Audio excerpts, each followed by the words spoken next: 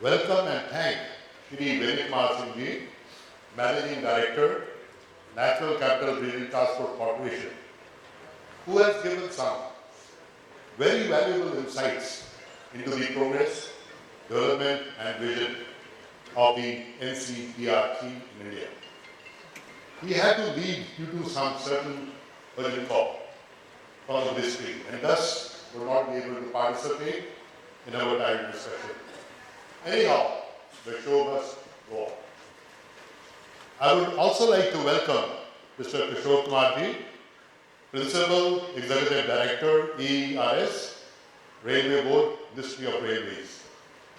All the other learned panelists, the speakers, the sponsors, the partners, exhibitor stall holders, ex-railway officials, government officers, VIP delegates, the staff of Meridian Hotel, team of rail analysis, the interior decorator, and above all, the delegates coming from all over India and overseas for the 4th Rail Analysis, Innovation and Excellence Summit 2023.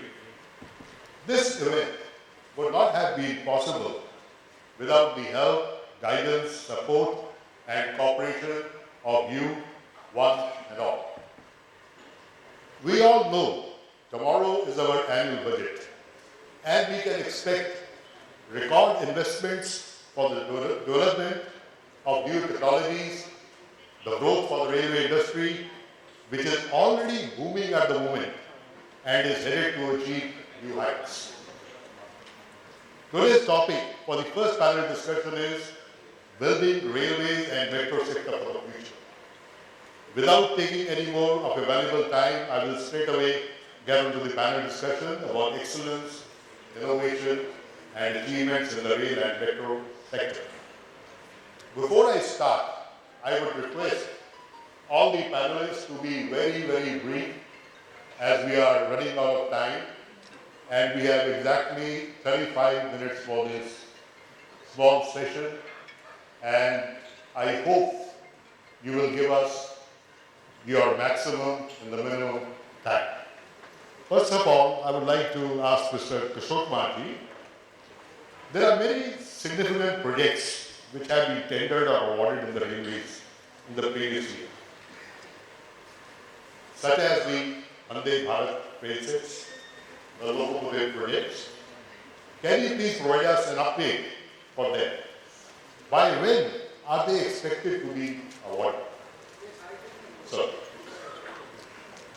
Thank you, Mr. Goyal. At the outset, I would like to extend my thanks to Media Analysis and their Ayush for allowing me to be a part of this discussion and to be able to be present on this scholars gathering. Regarding the issue flagged by Mr. Goyal, I would like to bring out that Indian Railway is basically passing through a phase of transformation. As we always call it, and very rightly so, that the railway is the lifeline of the nation. And while the nation is targeting to be a part of the multi-trillion economy, the railway can't be left behind. And in pursuit of that, we at Indian Railways are also doing our bit in being a part of the transformation. As you know, in the freight traffic, I remember being a part of this gathering last time, and I had mentioned that the previous year we had broken all records of freight loading by loading about 1418 million tons. This year, by yesterday, and we are monitoring it on a day-to-day basis. By yesterday, already we have touched the figure of 1218 million tons, and we are targeting to achieve a level of around 1600 or so. Our target is even more, but we think that realistically we will be able to reach that height. In order to get that around, we have to plan our rolling stock and other infrastructure to be able to get to that level.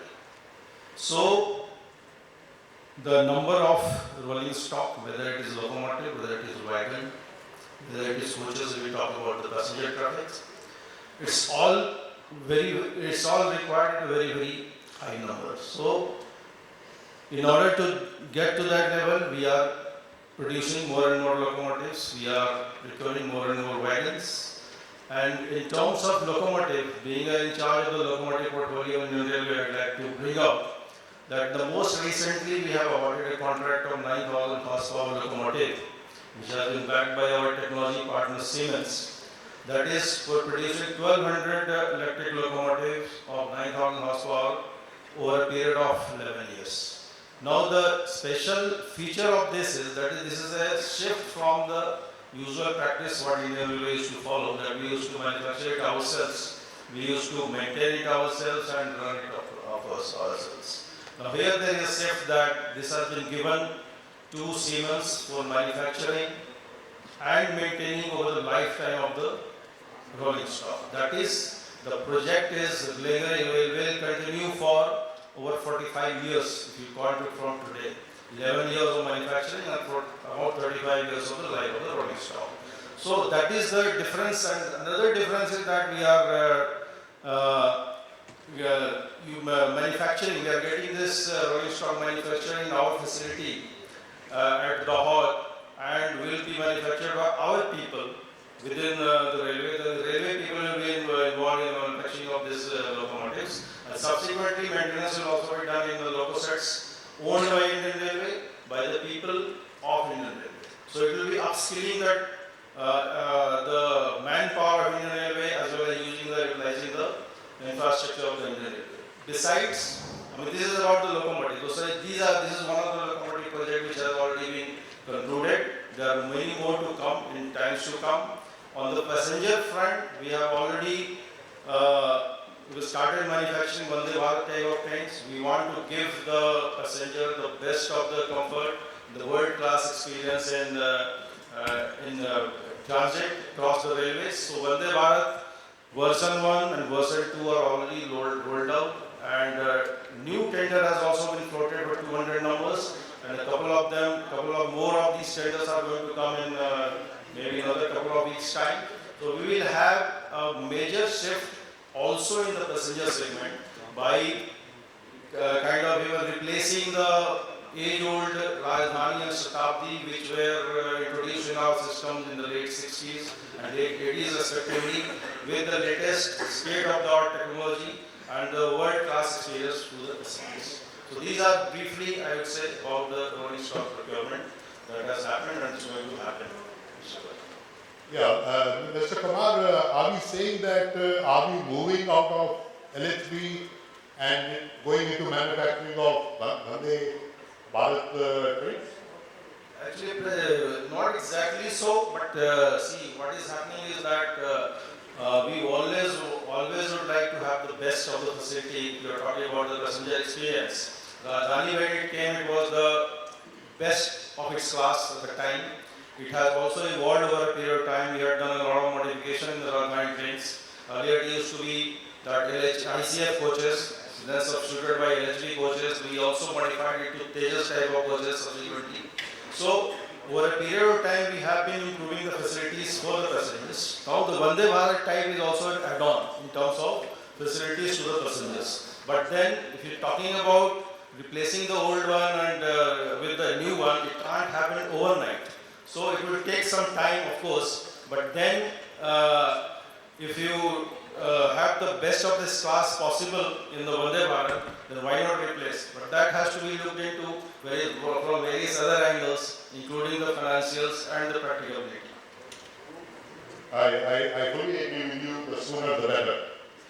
We also have Shri Devji, Chief Executive, Railway Equipment Division, Scots, Kubota. Sir, welcome. There are many Vande Bharat train sets being announced and awarded the railways. How do you view this overall development in Indian Railways? Is your team developing or planning to develop any products for these projects? Sir. Thank you, Goyal. Good morning to everyone. As Kishore mentioned, I think railway is the backbone of our Indian transportation system, and there has been a lot of technological advancement which has been happening, be it in terms of safety, comfort, or overall passenger experience. I would say the overall in Vande Bharat trains, we are developing a lot of products, which are some are in advanced stage of development, and some we are in the process of developing. Some of the parts I would like to mention is the brake systems, couplers, dampers, and other than these three products, we are working on many other products to supply to Vande Bharat train manufacturers. In terms of technology, I would say other than Vande Bharat trains, we have recently developed the microprocessor controlled brake system for our electric locomotives. We are developing a lot of products for the metro. In last year, we have supplied one of such product. So we are continuously working on developing new products and keeping up the pace with the Indian Railways. And we are trying to see that how we can continuously contribute to the nation building and in this technology advancement journey. Thank you. Thank you, Ganguly, for your views. I'll come back to you in a bit. We also have Shri Ganguly ji, Sales and Marketing Director and Head Mergers and Acquisitions, Transit Business, Faiveley Transport, Wabtec Corporation, India. Sir, what is your take and contribution on the Vande Bharat trains? Very good morning, ladies and gentlemen. At the outset, I would like to thank Rail Analysis for organizing this conference and providing a platform to the industry to share our thoughts. So at Wabtec, we've been continuously investing in the semi-high speed technology for the last few years, ever since ICF built its first train set 18. In terms of the products that we've already developed indigenously with a very high level of local content, which has been the philosophy of Wabtec over the years, is the brake system for this application. We have also developed the couplers, the passenger access doors. We are in the process of setting up an assembly line by localizing as much as possible for this platform, even on the doors, door mechanism, the door leaves, etc. And of course, the pantographs for this application. These are the 4 products for which we already have secured orders and are executing. We also have a plethora of other products like passenger information systems, fire detection systems, etc., which we are trying to sell. Okay, in terms of an upgraded technology offering, not only to Indian Railways, but also whoever is going to be awarded, as Shri Kishore Kumar said, very shortly the 200 Vande Bharat train sets. We will be happy to offer a plethora of products as a basket to whoever wins the project. Preetam, last year your Hosur plant was expanded by an additional 80,000 square feet. And you also set up an additional plant in IMT Rohtak. Can you share some more insights into this? Are these only for Indian projects only? Okay, so these are very exciting and challenging times for Wabtec. I think the collaboration with the industry as far as Indian Railways is concerned has never been better. The visibility is at its best, and hence we find that it's absolutely the right time not only to expand capacity footprint, be as much local as possible, but also build engineering competencies for the different areas of application that we are present in. So with that in mind, so we made our first acquisitions. We not only grow by developing products ourselves, but wherever there's competency and synergy, we look at mergers and acquisitions. So we made our first acquisition in India in December 2021. We acquired a company in the friction domain with a facility at Titagarh. We have 6 manufacturing plants today at Wabtec, starting with the biggest one at Hosur at the border of Karnataka and Tamil Nadu, where under one roof in several plants inside we manufacture for different applications of locomotives, EMUs, train sets, metro, regional trains, the brake system, couplers, pantographs, doors, and the air conditioning systems. So we expanded because the market itself is growing, the market is also transitioning. As a result, we need to remain competitive and relevant. We need to find the right demographics of expansion. And we chose this plant Rohtak because we are going to move our plant at Bahadurgarh, which is the acquisition of the friction company, and expand it into a world-class facility at Rohtak. So that's the first thing that we do at Rohtak by moving this Bahadurgarh plant there. We also have a third plant at Bati, close to Chandigarh, where we are making passenger coach components. We are trying to consolidate our operations from Bati and might move a part of it to Rohtak. It's still under the planning and conceptual stage of whether we do it or not. There is a dramatic shift in technology of electric locomotives moving towards high-reach pantographs. So there is a tremendous demand in the short and medium term to ramp up capacity, and it requires a lot of space. So we are looking at that opportunity in the short and medium term, how to ramp up quickly.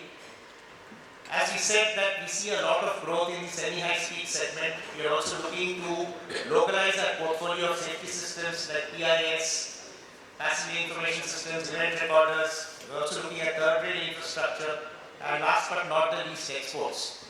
So for all this, we require space. Also, we are working with different car builders who have recognized our Hosur plant as a benchmark world-class facility, and they want us to look at exporting from this plant for the global projects. And so these are some of the opportunities that we are trying to tap. We are going to use Rohtak as a phase-wise expansion. It's a large footprint that we acquired, but we're not shy of acquiring more. In addition to these three plants, of course, we have rubber bonded metal products being manufactured at APC. It's a Spanish company that we acquired. It's got a plant in Bangalore. We have a joint venture of Wabtec, Texmaco, making friction material and draft gears at Titagarh. 60% owned by Wabtec, 40% by Texmaco. And of course, we have our Moderator plant, which is a JV with Indian Railways, building the diesel locomotives. So with all this in mind, we expect to be 1 million square feet plus, Mr. Goyal, and we are targeting to start construction at Rohtak in the quarter 4 of this year. It is amazing the way Mr. Ganguly, your Wabtec is progressing. And I wish you all the best, and I wish you multiply, not in arithmetical, but in geometrical progression.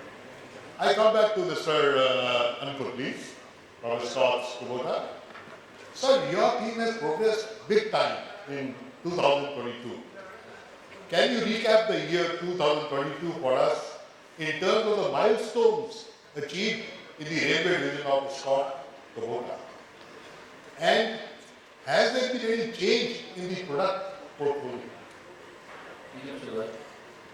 I think 2022 would have been one of the best years for railway release of escorts. I would say we have done a lot of changes internally as well as for our customers. We have introduced a lot of new products. To name few, I would say, as I mentioned in my earlier answer, the microprocessor controlled brake system for electric locomotives, brake pad, brake disc, suspension, and some friction products. Other than this, we introduced first of our product for the metro segment also. Last year we bagged one of the biggest export order, which we are in the phase of execution. Other than this, if I talk about in terms of financial numbers, we were able to achieve a growth of 30% plus in our top line, which ultimately, if I see from last 5 years basis, the CAGR we have achieved is almost 20% plus. In terms of order pad, if I say that from March 22 to September 22, our order pad is almost double. So we have been working on almost all revenue streams, and we have been working on continuously developing and bringing new products in line with the railway requirements. And I think this has all happened with the support of our customers and our supplier partners. I would like to thank everyone and my SOS team. Thank you. Are you able to comfortably compete with the other countries from Far East?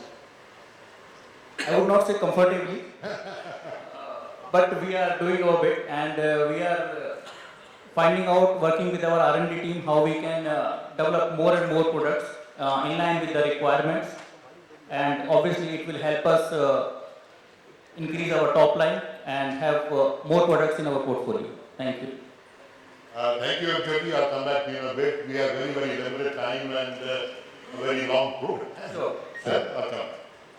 We have Shri Prithish Chowdhary ji, Director Marketing and Business from Titagarh Wagons. Sir, welcome. Now, Titagarh Wagons was awarded a contract to manufacture approximately, if I'm correct, 24,177 wagons, all around 7,800 crores last year. Can you please update us on the timeline of this project? Have these supplies begun? And by when are you expected to complete the lot? So, first and foremost, let me thank you and your entire team at Data Analysis for having me here at such a well-organized and what I'm sure will be a very fruitful event. So, as for the supplies starting, we were awarded the order in the end of May, at the flag end of May, and the supplies in fact started in the month of June itself. So, I would say we're actually ahead of schedule at the moment, and I think if God willing, we'll be able to complete the entire contract ahead of schedule. So that is before the allotted 39-month timeline that was given to us by the railway. We're expecting we'll be able to complete the entire project ahead of schedule. And it's all manufactured here in India? It's all being manufactured out of a single facility in Titagarh, out of our Titagarh Wagon manufacturing plant. In fact, going forward towards the end of this year, or maybe the middle of this year, we'll actually be the only facility in India with the capacity of 1,000 wagons per month. Last month itself, we've delivered over 600 wagons to the Indian Railways, which has never been done in India in the past. And going forward, we expect to continue increasing our capacity, increasing our productivity, and soon get to a capacity of 1,000 wagons per month from a single facility. Where do you stand in terms of exporting the wagons? So I think that's a very interesting question that you've asked, given the entire focus on Make in India for the world that is being propagated or rather promoted by the central government, by the railways. I think it gives companies like Titagarh and other Indian industries, not just in the railways but overall, a very good opportunity to explore now the opening export markets. For example, Titagarh has also bagged one order for export. And I think hopefully this will be the first of many, because we're definitely looking at the export market as a very, very strong, with a very, very strong potential for growth in the very near future. What is the present status of your collaboration with Bangalore Metro for the rolling stock metro coach? Sure, so this contract, firstly this is a very important project because for various reasons it was a project that was stuck and it was not moving forward. And now that project is finally off its feet and it's now moving forward. So things are progressing on track. The machinery etc. is now being set up, the plant is being set up. And soon, I think by the middle or the second half of this year, we'll start supplies. Well, congratulations for your achievement, not only to you, but also to Wabtec and also to Scott. You guys are doing a fabulous job by, creating alternatives, not only for the Indian market, but also for the export purposes. Now, sir, I'll come back to Shri Nanduri Srinivas, Director of Operations and Business Development, DFCCIL. I'm sorry that you came to the booth a little bit late, right? But anyhow, in the previous budget, Railways had set a target of 1.4 metric tons of freight pushing and gross freight revenue of rupees 1.65 trillion.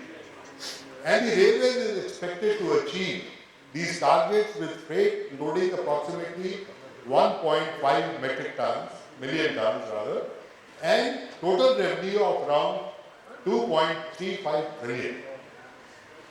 Can you please give us insights to the contribution of DFCCIL in these achievements? Thank you, Ashok. Basically, let me correct, it is 1.4 billion tons of originating traffic. DFCCIL has been the iconic project attempted by Indian Railways to achieve the line capacity which has been absent from the beginning, because we have achieved almost saturation levels in maximum sectors of the Indian Railways. if you look at the unmet demand, that they are not able to meet the demand of the industry in terms of accepting the traffic levels which is required in many sectors, manufacturing, even our own agricultural products which we are not able to reach to different products in different sectors of the country. So, dedicated freight corridor has been conceived to dispel and to break the myths associated with the freight movement. You can see the importance given to the freight, because first we talked about Vande Bharat and all other things, then we are coming to freight. Though it is the maximum revenue earning sector of the Indian. This is the reality. If you look at it, a fast moving goods train is the reality of the life. In Indian Railways, which has the maximum freight for, say, petroleum products, maximum freight for steel consignments, but do they get priority in movement? No. The passenger train, which in fact gives a loss of 400 rupees per kilometer, this is about 5 years old statistics. 400 to 500 rupees loss per kilometer gets priority over the highest paying freight train. This is the reality, because people matter most. That is, nobody denies it. So to encourage this freight sector and see that what we earn more gets better priority, dedicated freight corridor has been created. Now I'll tell you one interesting fact here. Everybody has heard of coal crisis. Last year, every newspaper has carried that national capital region will go dark because Dadri power plant has been running low with stocks. It never happened. Dadri power plant carried 1.5 days stock, but did not shut down, and operated with full capacity. And it happened because of the fast movement of the coal rakes from eastern sector to Dadri power plant. This has been made possible because of the partial operation of dedicated freight corridor which has happened. I was there in NTPC chasing the same rakes. It used to take 4 days from loading to reaching Dadri power plant, and it happened in 2.5 days last year. And I'll tell you the reality, come March, when we finish our entire eastern sector, we will be moving it in hardly 15 to 18 hours from loading point to destination point, that is Dadri. Now this is the reality what is going to happen. Our motto is faster, longer, heavier trains with safety.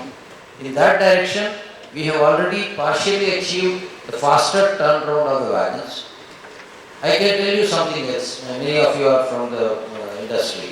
The operational capital of the powerhouses which have been available on our reach can be drastically reduced. Each power plant in the hinterland is supposed to carry 21 days stock. Now, with our operation, we are now making the just-in-time concept a reality. So they will reduce that stocking material to 7 days. Imagine the reduction in the operational capital, which is going to be dead capital.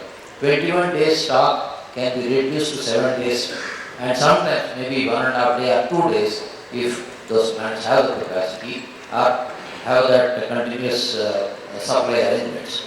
This supply chain movement is going to be speeded up with DFC. I don't need to explain much more. Thank you. Sir, it is not that how you feel, but I want to tell the audience, it is the freight which is highly profitable as compared to the passenger. Am I correct, sir? And why the reluctance? I'd like to clarify. Reality is I have been in operations for almost 2 years now.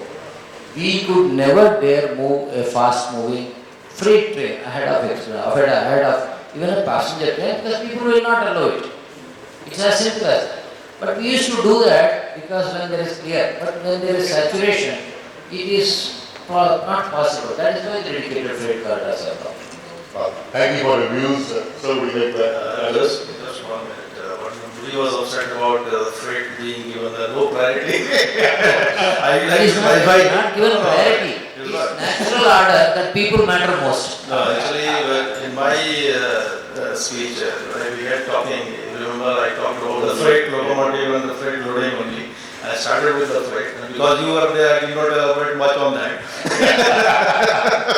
Anyhow, gentlemen, And the hard fact is that by the end of the decade, Indian Railway is targeting a loading of 3 billion tons. And that cannot happen. That is, you see, it's a kind of creating a second railway. We are now 1.4, 1.5 times, we are now going to 3 by the end of the decade. So the next 7-8 years, we are going to create new railways. And that can happen only the way the traffic moves, the freight moves, what Nanduri has hinted about. It can't happen any other way. Thank you. thank you, Mr. Kumar. Thank you, Mr. Nanduri. Now we have Shrimati Saroj Ayush, Senior Transport Specialist, World Bank. Ma'am, we always keep the most important for the last. Bank is what the bank does. Right? I have a few quick questions for you. In June 2022, World Bank approved a $245 million loan for the rail logistic project to support India's effort to modernize rail freight and logistic infrastructure towards becoming more sustainable and green. Can you please share more insights into this project? Thank you. Let me start by thanking Rail Analysis and the others to allow me to speak over here. And let me also, consonance with Nanduri Srinivas' statement that freight comes last because, people vote freight doesn't. So, yeah, but the World Bank is really excited about the fact that we're working along with Indian Railways and Dedicated Freight Corridor Corporation of India Limited to support the development of Dedicated Freight Corridor. This 245 million loan was the fourth tranche of the DFC loan. It's actually an exposure of about 2.77 billion loan to Indian Railways to develop this corridor. And we are happy to also note that the project is progressing rather well, and we're really looking forward to June 2023 when DFCCIL is projecting the corridor to get completed. Now let's take a step back and see as to why we are there and how it is required. We've been hearing a lot of industries that the production levels have been going up. Ankur just shared that, so how his company is doing well. Chowdhary sir also shared as to how his company is doing well. NCRTC showed us 53% growth in urban population. What do you think is actually going to happen with this? The one thing that is going to happen is there's going to be an exponential increase in transport demand in the country.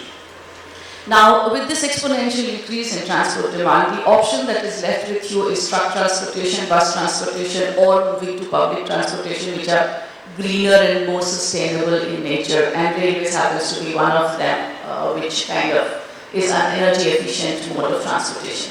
Not only railways is energy efficient, DFCCIL adds more energy efficiency to it by the statement which Srinivas just made.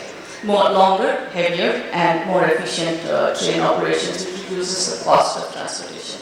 And the way to go forward is not by looking at road transportation and trucks moving at the exponential rate that it is at present. Almost 72% is being carried by road transportation, and the rail mode share is coming down. And that's why World Bank was really supportive of the rail logistics project, which tries to move a little bit of railable products from the road sector to railway sector. Yeah. Thank you, Professor. Madam, how do you view the Indian economy in the next few years? Well, I just said the Indian economy is growing. We did see a setback during the COVID and the pandemic years that were there. But this year we see a lot of rebounds, and the industries are really doing well, and the macroeconomic outlook of the country is really positive. So with that, the associated, which we call reactive demand for transport, is going to go up, and we'll be forward to that. Yeah, thanks. I have a question. Are you only planning to finance the government projects, or is it also for the private industry? So yes, there is. In fact, the World Bank group consists of 5 organizations. The relevant ones over here for your consumption would be IBRD, which is the International Bank for Reconstruction and Development, which finances only the government sector. We have a sister organization, which is International Finance Corporation, which looks at financing the private sector as well. So yes, we do take over sustainable financing for the private sector. Well, I hope everybody is listening and he's kind enough to tell us that private sector is also a part of the financing bit. Sir wanted to add something, please. Sir, only one. Yeah. Basically, this theme of innovation we are talking about, I just wanted to add that DFC is coming out not only as a land capacity augmentation project, but also as a sort of economic development agent because of the facilities and because of the innovative practices. We have started, one is the RoRo, trucks on train project, and we are also encouraging swag bodies and road railers to come. Two things which are going to happen in the nearest future is that we are going to unshackle ourselves from two of the concepts which Indian Railways has been plagued with. One is class-based tariff system and second is the size-based consignment. We are now going to come out with a tariff policy which is classless. Again, we are going to come out with unbundling the size. We will not be bound by the train load concept which Indian Railways has been plagued with. So these are the two innovative things which are going to come up shortly, and that will facilitate anybody can come offer the services and avail the services of the faster movement on DFC. Thank you. Thank you very much. Well, ladies and gentlemen, we are, due to the shortage of time, we have time only maybe for one or two questions. Anybody would like to ask any of the panelists, please can raise your hand. Are you all? Yeah, we have somebody at the back, please. Can you send the Miller the mic, please? I think if I am audible, I will speak. Come a little forward, so that we can hear you well. So, this is for the ma'am. Thank you, ma'am. I was actually wondering about what is the share of rail transport of freight. So, she was answering the question 70%. I mean, road is very high. Ma'am, this even 2.7 billion seems to be very small for the infrastructure needs of India. So I think there is a lot of scope for further assistance. That is question number one. And for metros, I am from Vishal Transformers, and we are associated with the brush switchgear in UK, and we are trying to make the switchgear in India in partnership with them. So I am associated with the 750 volt DC metro system. The metros are very not profitable, but it is the only efficient transport with the carbon footprint. So what is the specific, and I think funding is a very big problem for metro development. So what is the World Bank's contribution in this? And the figures we are talking about for the needs of a country like India, I think it is very small. Very big. 17 seconds, right? I'll take only 10. Sir, maybe we can take it bilaterally outside this meeting, that would be best. However, just to reiterate, the funding associated with any project is never enough. And the World Bank actually firmly believes that if you really need to scale up the words like technology adoption, innovation, private sector holds the key. And the ecosystem of the government has to be developed to involve private sector, and the bank is really happy to support the government to develop this ecosystem and through our sister concerns help financing the private sector. No public financing or no multilateral financing is sufficient to cover the kind of development growth trajectory that India is in. So private sector is the key. Yeah. Okay, ladies and gentlemen, we don't have any more time, and I'm thankful to all the panelists for giving us insights in such a short time.